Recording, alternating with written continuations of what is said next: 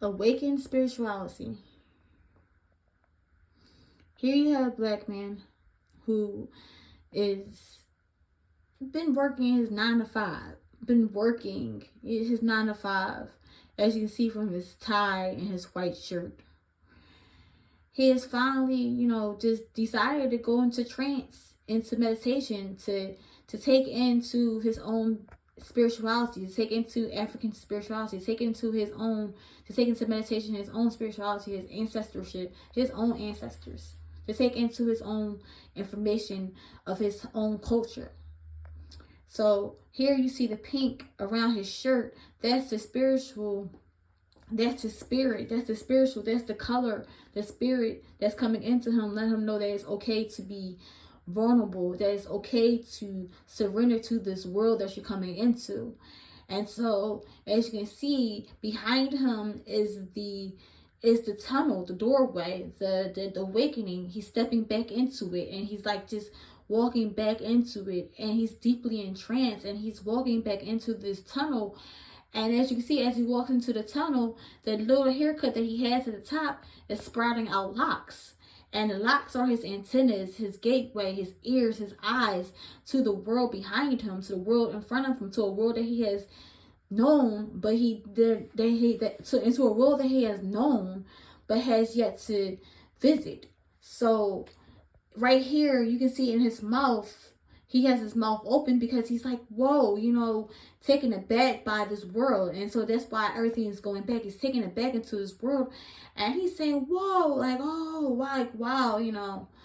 And so right here on his face, you can see that, that this is some kind of little inkling of spirit or some type of entity that's good, that's going into his mouth, and that you see that it's just showing him the way, that this is a little small guide that's showing him the way of spiritual enlightenment, of spiritual ancestry.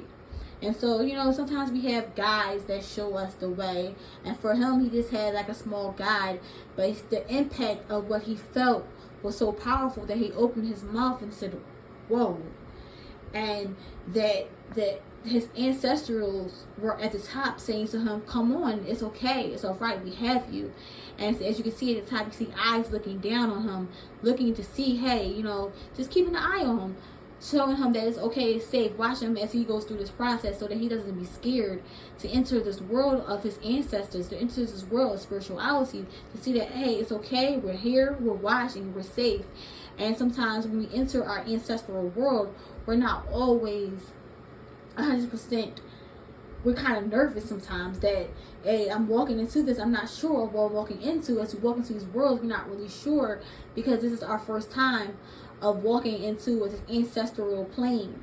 And as we walk into this ancestral plane, we're giving up the 9 to 5. We're giving up the suit and tie. We're giving up the regular haircut to grow our antennas, our locks, our natural dews, our natural life. And that's it. This has also been done on this is actually done on plywood, and it's charcoal.